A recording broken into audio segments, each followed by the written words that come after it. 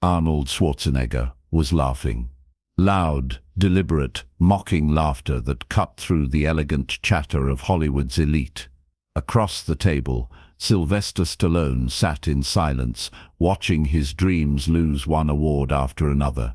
He had no idea that in 8 seconds he would throw something that would start the most legendary rivalry in action cinema history.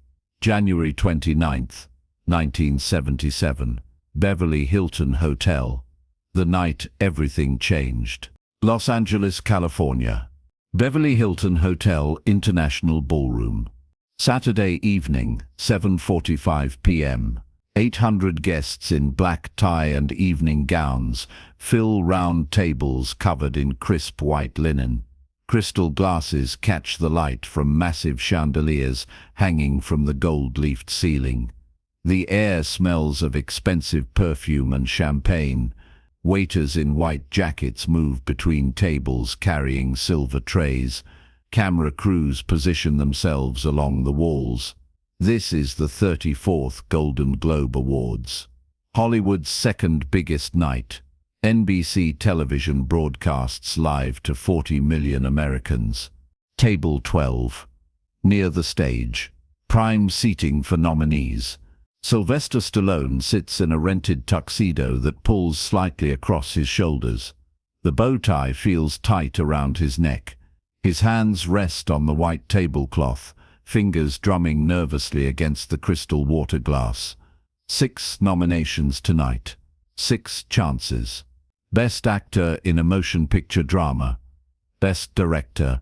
Best Screenplay. Best Picture Drama. Best Original Score. Best Supporting Actor for Burt Young. Rocky. His movie. His script. His dream written in longhand in a cramped New York apartment. This is his first major recognition. His first time at an awards ceremony this big. 3 months ago, nobody in Hollywood knew his name. Now he sits among the elite. Nominated alongside names like Robert De Niro, Laurence Olivier, William Holden, names that have been on movie screens since he was a child. Across the table sits a man Stallone has never met before tonight. Arnold Schwarzenegger. 29 years old. Blonde hair slicked back perfectly. Shoulders like a Greek statue beneath a perfectly tailored evening jacket. The fabric seems barely able to contain his physique. His smile is wide, confident, practiced. He won Mr. Olympia 7 times. He is nominated tonight for New Star of the Year actor for his role in Stay Hungry. His first Golden Globe nomination. His English carries a thick Austrian accent, but his words are measured, confident. Schwarzenegger knows he will win tonight. His category has weak competition. His publicity team has been working Hollywood for months. His smile never wavers as he surveys the room, nodding to industry executives, making eye contact with photographers. The ceremony begins. Presenters take the stage. Carol Burnett and Walter Matthau. Their jokes echo through the ballroom. Polite laughter from the audience. Stallone barely hears them. His mind races through acceptance speeches he has practiced in the mirror. First category announced. Best Supporting Actor in a Motion Picture. Not Rocky's category, but Stallone watches anyway, studies the winner's walk to the stage. The measured pace. The humble smile. The handshake with the presenter. The acceptance speech. Short, gracious, heartfelt. The applause that follows. He imagines himself making that walk. 6 times tonight, potentially. The cameras pan across the nominated films. Rocky gets 3 seconds of screen time. Footage of Stallone running up the Philadelphia Museum steps. The crowd cheering. His own voice narrating the trailer. His whole life was a 1,000,000-to-1 shot. Second category, Best Supporting Actress. The camera finds Stallone at his table. His face appears on television screens across America. 40 million people see him adjust his bow tie nervously. He tries to look confident, composed, like he belongs here, but his eyes betray his nerves. The rapid blinking, the way his gaze darts around the room. This is bigger than anything he has ever experienced. In New York, his father watches on television. In Philadelphia, the extras from Rocky gather in bars to see their movies night. In Los Angeles, casting directors who rejected him months ago notice his face on their screens. At table 12, Arnold watches Stallone's discomfort with growing amusement. Arnold leans back in his chair, completely relaxed. He has been photographed thousands of times, interviewed by major magazines, featured on talk shows.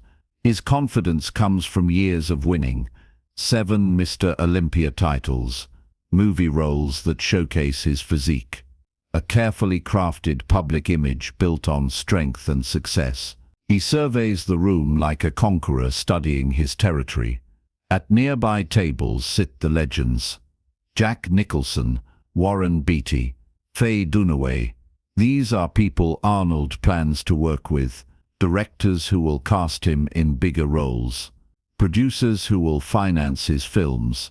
This is routine for him, just another night where cameras point in his direction. Another opportunity to network, to build relationships, to climb higher in the Hollywood hierarchy. He notices how Stallone's hands shake slightly when he reaches for his water glass, how the screenwriter keeps wiping his palms on his napkin, how his eyes dart toward the exit as if considering escape. Weakness. Arnold recognizes it immediately.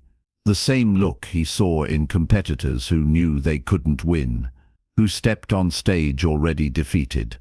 This unknown actor with his slurred speech and crooked smile doesn't belong here, not yet. Maybe not ever. Best actor in a motion picture, musical or comedy, not Stallone's category. Best actress in a motion picture, musical or comedy, still not his turn. The minutes crawl past. Stallone's category approaches.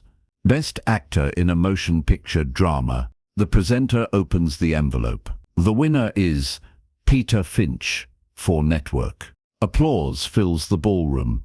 Stallone's face remains composed, but something flickers in his eyes. 1 nomination down, 5 remaining. Arnold glances across the table, his smile widening slightly. Best Director, Motion Picture. The winner is Sidney Lumet for Network. Another loss. Stallone had written and was prepared to direct Rocky himself before John Avildsen took the helm. The recognition would have meant everything. His jaw tightens almost imperceptibly. Arnold's eyes never leave Stallone's face. Best Screenplay, Motion Picture. This is Stallone's baby. His script, his words, written in 3.5 days after watching Muhammad Ali fight Chuck Wepner. This is what he controls, what nobody can take credit for except him. The winner is Paddy Chayefsky for Network. The third loss hits harder. That was his script, his story, his underdog boxer who goes the distance. The presenter holds up the Golden Globe that was supposed to be his. Across the table, Arnold Schwarzenegger lets out a small chuckle.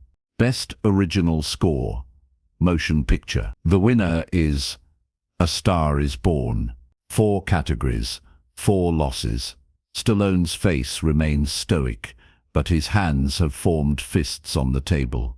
His knuckles show white against the black fabric of his sleeves. Arnold's chuckle becomes a low laugh. Not quiet, not subtle, deliberate. Other guests at the table glance over. Some look uncomfortable. This is supposed to be a civilized evening. Respectful applause for winners, gracious acceptance of losses. Arnold's laughter cuts through that pretense. Stallone's eyes find Arnold's across the table. For the first time all evening, they make direct eye contact. Arnold's laugh grows louder. Best Supporting Actor, Motion Picture. Burt Young is nominated for Rocky. Paulie, the angry brother-in-law who works at the meat-packing plant, The winner is Laurence Olivier for Marathon Man. 5 nominations, 5 losses. Arnold's laughter fills the space between them. His head tilts back slightly. His perfect teeth catch the chandelier light. He is enjoying this. Every loss, every disappointment, every dream slipping away across the table. Other guests start to notice. Conversations quiet. People turn to look. Stallone sits perfectly still, his breathing shallow, his fists clenched beneath the table. One category remains. Best Picture Drama, the big one. The category that matters most. If Rocky wins, it validates everything. The script, the performance, the low-budget production that nobody believed in. If Rocky loses, Arnold leans forward slightly, his elbows on the table, his laugh becomes a grin, a wide, mocking expression that suggests he knows something Stallone doesn't. And the nominees for Best Picture Drama are: The ballroom falls silent. 800 people hold their breath. NBC's cameras pan across the nominated film's representatives. Rocky, All the President's Men, Network. Taxi Driver. The presenter fumbles with the envelope. The moment stretches. Stallone can hear his own heartbeat. Arnold's grin widens. The winner is silence. Rocky. The ballroom erupts. Applause thunders from every table. People rise to their feet. The Rocky theme music plays through the sound system. Cameras flash. NBC cuts to Stallone's face. For 1 second, Stallone doesn't move. Then he stands. His chair scrapes against the floor. The applause washes over him like a wave. 6 nominations, 1 win. But the win that matters, Best Picture. His picture. He looks across the table. Arnold Schwarzenegger's laugh dies in his throat. The grin evaporates. For the first time all evening, the Austrian bodybuilder looks surprised. Stallone starts toward the stage, but something stops him. A centerpiece sits in the middle of table 12. Crystal bowl filled with white lilies and red roses, long stems arranged perfectly by the hotel staff. Beautiful, expensive, elegant. The kind of arrangement that costs more than Stallone's rent in New York. The roses are deep crimson, the lilies pure white. Water beads on the crystal surface. The hotel florist spent hours creating this piece. Symmetrical, flawless. Stallone's hand moves before his brain can stop it. His fingers wrap around the bowl. Crystal cool against his palm. Heavier than it looks. Water sloshes inside. Flower stems shift. A few drops spill onto the white tablecloth. Time slows. The applause continues around him. People stand and clap. The orchestra plays the Rocky theme. Cameras flash throughout the ballroom. But at table 12, everything becomes silent and still. Arnold sees it coming. His eyes widen. The confident expression drains from his face. His mouth opens slightly. The laugh that filled the air seconds before dies in his throat. For the first time all evening, the Austrian bodybuilder looks truly surprised. The perfect composure cracks. Stallone lifts the bowl. Water spills across the white tablecloth. Rose petals scatter. Lily stems droop over the crystal rim. 8 seconds have passed since they announced Rocky as winner. 8 seconds since Arnold's laughter stopped. 8 seconds since 2 strangers became enemies. Stallone draws his arm back like a pitcher on the mound. The bowl leaves his hands. Crystal flies through the air. Water sprays in a perfect arc. Lilies and roses trail behind like confetti. The bowl spins, catches the chandelier light, crashes down toward Arnold's side of the table. Arnold ducks. The bowl shatters against the back of his chair. Water soaks his perfectly tailored jacket. Flower petals stick to his slicked back hair. Rose stems fall into his lap. The crash echoes through the ballroom. Conversations stop. Cameras swing toward table 12. 800 people turn to stare. Stallone stands there, empty-handed, breathing hard. Water drips from his fingers. Arnold slowly straightens up. Flower petals fall from his shoulders. His hair hangs wet across his forehead. His jacket is ruined. His perfect composure shattered. They stare at each other across the broken crystal and scattered flowers. Nobody moves. Nobody speaks. Then Arnold's mouth curves into a different kind of smile. Not mocking now. Not amused. Something colder.